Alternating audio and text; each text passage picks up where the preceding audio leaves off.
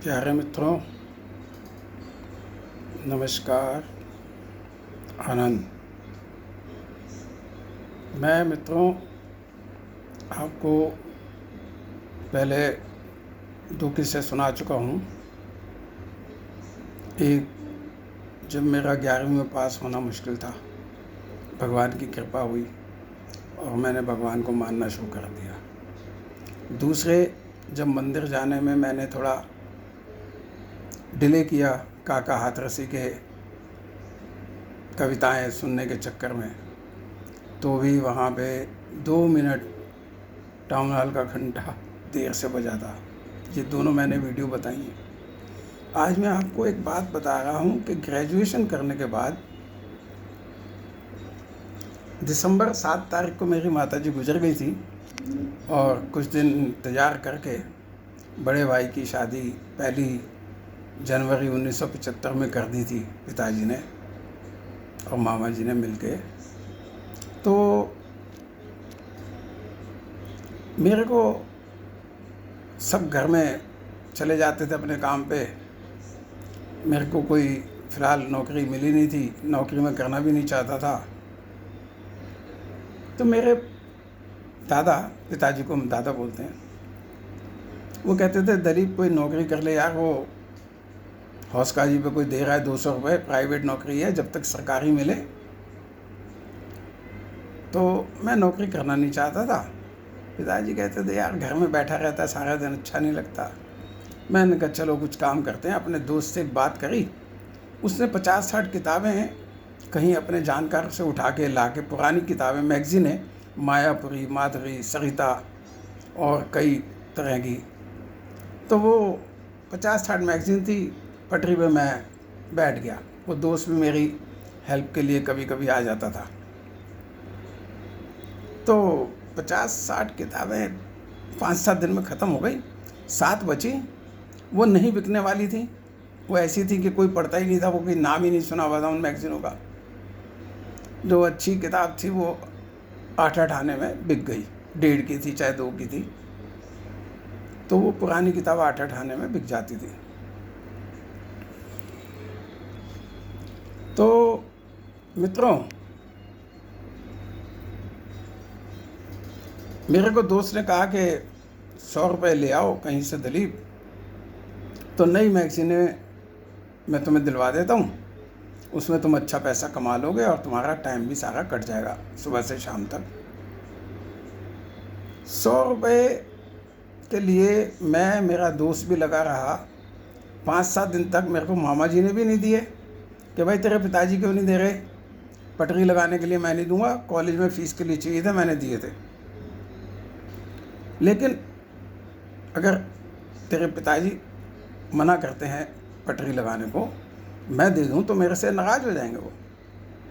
दोस्तों ने भी कहा कि कई तेरे तो मामा जी और तेरे पिताजी तेरी मदद कर देते हैं ज़रूरत पड़ने पे, तो तू सब बताता है हमें। यार हम दे देंगे 100 रुपये, मगर वो जब तेरे पिताजी नहीं देना चाह रहे तो हम भी नहीं देंगे, पटरी के लिए तो हम नहीं देंगे। मेरे को झूठ बोलने की आदत नहीं थी। कहीं से नहीं मिले, 7 दिन दुखी हो गया मैं। मेरा दोस्त भी कोशिश करता रहा, उसको भी नहीं मिले। तो दोस्त चल के मेरे साथ बैठता था। एक दिन हमने बीच में नागा करी कि बिकती तो है नहीं 7 किताबें, गर्मी है। दूसरे दिन मैंने दोस्त को ज़बरदस्ती ले जाने के लिए मन बना लिया और उससे पहले मैं अपने भोलेनाथ जी के बनखंडी महादेव के मंदिर में गया, स्टेशन के सामने, और जाकर मैंने उनसे कहा कि भोलेनाथ बाबा जी, अगर आज 100 का नोट नहीं मिला तो मैं समझूंगा कि तुम मेरे से बहुत नाराज़ हो। 7 दिन हो गए, सबसे मांग के देख लिया, जिस से मेरे दोस्त ने भी और मैंने भी। तो बाबा आज कुछ कृपा करो कि कहीं से पैसों का इंतजाम हो जाए। ये कहकर मैं वहाँ से, वो मेरे घर से सीधे हाथ पे, दोस्त का घर उल्टे हाथ पे, कम से कम मेरे घर से 15-20 मिनट बनखंडी महादेव।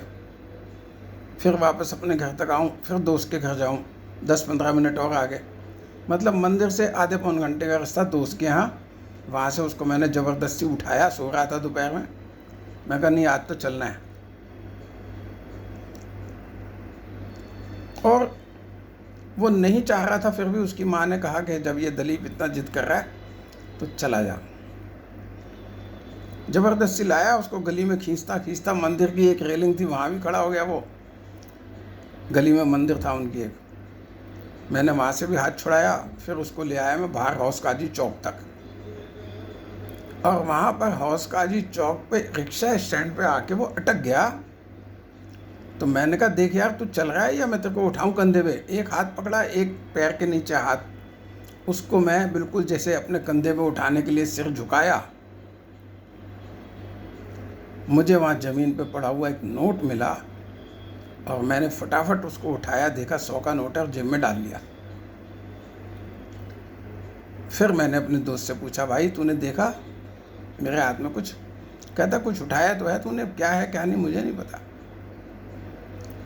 मैं कहा ये वही है जिसके लिए हम 7 दिन से परेशान हो रहे हैं। वो 100 का नोट देख के बड़ा खुश हुआ और मुझे ले गया अर्जुन, वीर अर्जुन के दफ्तर, वीर अर्जुन। वहाँ बाहर कोई होलसेल में किताबें सब रखता था। उसने मुझे 70-75 रुपये की किताबें दिलाई। बाकी पैसे उसने कहा अभी बचा के रखो, फिर कोई किसी कस्टमर की डिमांड होगी तो उसके लिए ये काम आएंगे। और मैं आके लगभग 2 बजे मैंने दोपहर में जो नई मैगज़ीनें सजा के लगाई हैं, एक चादर थी मेरे पास सिर्फ, उस पर ही लगा दी।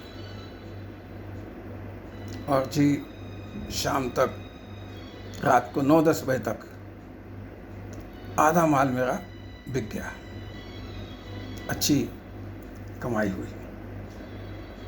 ये 100 का नोट कहाँ से आया? किसी को किस्सा सुनाया मैंने तो किसी ने ये भी कहा कि शायद तेरे दोस्त ने ही नीचे फेंक दिए हों। मैंने कहा ठीक है, लेकिन उसको ये नहीं पता था कि मैं आज भोलेनाथ जी से कह के आया हूँ कि आज 100 का नोट मिलना चाहिए, नहीं तो समझूंगा आप मेरे से नाराज हो। दोस्त को इस बारे में कुछ पता नहीं था।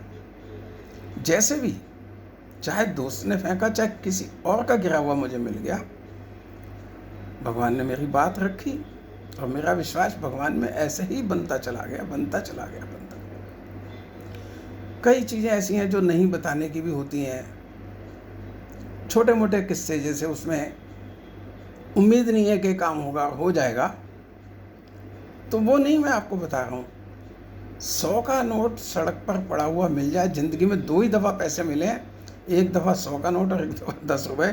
जब मेरा दूसरा दोस्त था तो हमने दोनों ने जाके चाय पी।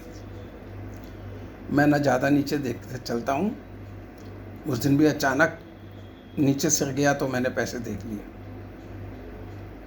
बस मैं यही कहूँगा, वो फिर मैंने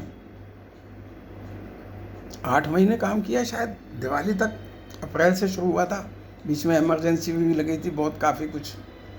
तो मैंने 100 रुपये की किताबें भी नहीं ली थी, 70-75 की, वो 800 रुपये तक का मेरा सामान हो गया था और मैं अपना घर का खर्चा पिताजी को बराबर दे रहा था। हुआ ये कि शादी ब्याह का सीज़न आया और मैं चाहता था शादियों में तो पीछे से मैगज़ीन बेकार हो जाती है। 15 दिन की मैगज़ीन 15 दिन नहीं बिकती, 1 या 2 दिन ही बिकती है। महीने की मासिक 1 या 2 दिन। अगर हम चले गए किताबें लेके ख़रीद के तो वो तीसरे दिन कोई पूछता नहीं है उनको। तो उसके बाद मैंने विचार बदला और मैंने 2 महीने के लिए 40 दिन के लिए किसी की नौकरी करी, 23 दिसंबर से लेकर 31 जनवरी तक। और वहाँ पर भविष्यवाणी कर दी पंडितों ने कि 2 साल तक शादियाँ बंद है, और ये 13 जनवरी से थोड़ा बहुत शुरू हुई थी 7 मार्च तक के लिए। इसमें मैंने बहुत अच्छा पैसा कमाया, नौकरी भी छोड़ दी थी, और उसके कुछ दिन बाद ही पिताजी ने भी थोड़े से मेरे को रुपए दिए। कुल मिलाकर हमने एक सीमापुरी में प्लाट खरीदा था, और 1976 के जून में शायद, या 4 जुलाई या 3 जुलाई को मैंने अपना स्टूडियो चालू कर दिया था, फिर मुड़ के नहीं देखा। भगवान की कृपा रही, आनंद हो गया। राम राम दोस्तों।